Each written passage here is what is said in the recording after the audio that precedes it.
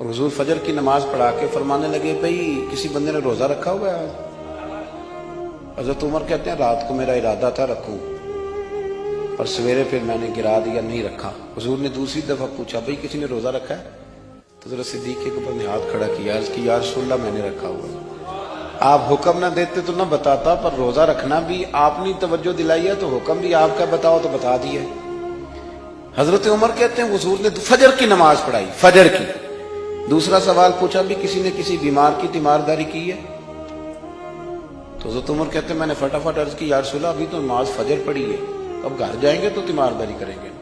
تو حضور نے فرمایا عمر تو ذرا ٹھہر جانا، جلدی نہ کر، ٹھہر نہ ذرا، رک تو صحیح۔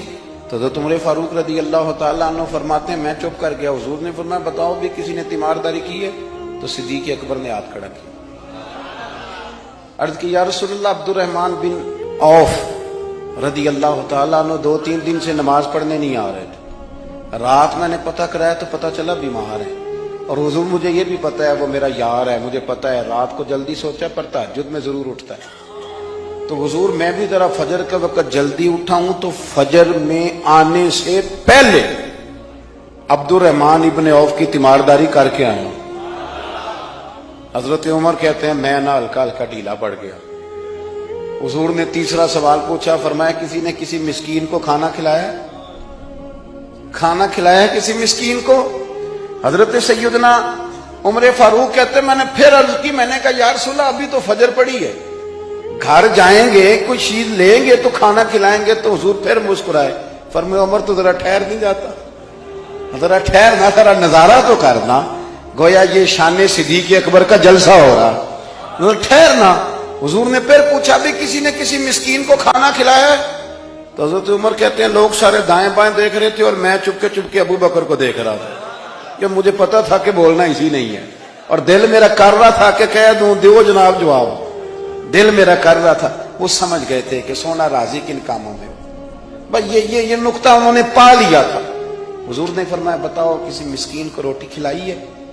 تو جناب سیدنا صدیق اکبر نے ہاتھ کھڑا کیا، عرض کی یا رسول اللہ سویرے اٹھا ہوں تو چھوٹا بیٹا بھی اٹھ گیا تھا، اور میرے وضو کرتے سنت پڑھتے ماں سے کہنے لگا بھوک لگ رہی ہے، تو ماں نے 2 روٹیاں بھی پکا دی۔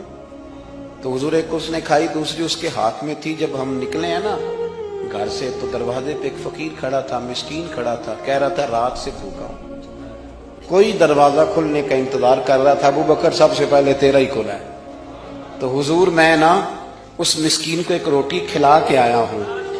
حضرت عمر فاروق کہتے ہیں میں نے گردن جھکا لی، اور میرے رسول کریم نے فرمایا اے اللہ میرے ابو بکر پہ رحم فرما، اللہ میرے ابو بکر۔ وہ سمجھ گئے تھے، مزاج شناسا سمجھ آ گئی تھی کہ حضور کن باتوں میں، اور نا اپنے اوپر وہ سارا کچھ طاری کر لیا تھا انہوں نے، طاری۔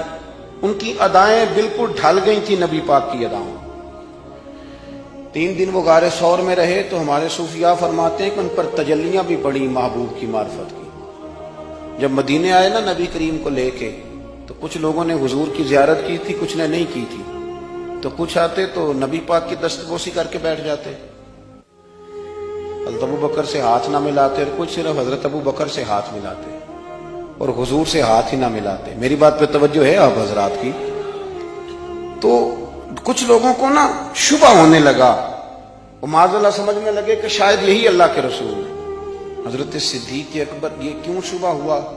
تو ہمارے محدثین فرماتے ہیں کہ ابو بکر صدیق بولتے بھی اس طرح تھے جو میرے نبی پاک کا طریقہ، بیٹھتے بھی اس طرح تھے جو رسول پاک کا طریقہ۔ کہتے ہیں انہوں نے امامہ باندھا ہوا تھا تو جو امامے کا پیچ حضور کا ڈھیلا رہ گیا تھا ان کا بھی ڈھیلا رہ گیا تھا۔ اس طرح اپنے آپ کو مزاج میں ڈھالا تھا، تو من شدی من تو شدہ، میں اس طرح ڈھالا تھا مزاج میں، اس طرح کہ کوئی فرق ہی نہیں نظر آتا تھا۔ وہ کہتے ہیں جب حضرت ابو بکر صدیق نے دیکھا نا کہ لوگوں کو تو شک ہو رہا ہے، کوئی میرے ساتھ ہاتھ ملا کے بیٹھ جاتے، تو حضرت صدیق اکبر نے کہا کوئی ایسا کام کرنا چاہیے کہ پتہ چلے آقا کون ہے غلام کون ہے۔ اٹھے، کندھوں پہ چادر تھی، وہ اتار کے نا تو حضور پہ سایہ کر دی، لوگوں کو پتہ چل گیا کہ سایہ کرنے والا کوئی غلام ہے، اور جس پر سایہ کیا جا رہا ہے وہ آقا ہے۔ کیا خوبصورت نقطہ لکھا ہے مفسرین نے، شارحین فرماتے ہیں تھوڑی دیر کے لیے حضرت ابو بکر صدیق نے حضور کے سر انور پر اپنی چادر کا سایہ کیا تھا. اللہ کے رسول نے احسان کا بدلہ یہ دیا، نیکی کا بدلہ یہ دیا کہ قیامت تک ان کی قبر پر اپنے گنبد کا سایہ فرما دیا. قیامت تک گنبد کا سایہ کر دیا ان کے مزار پر.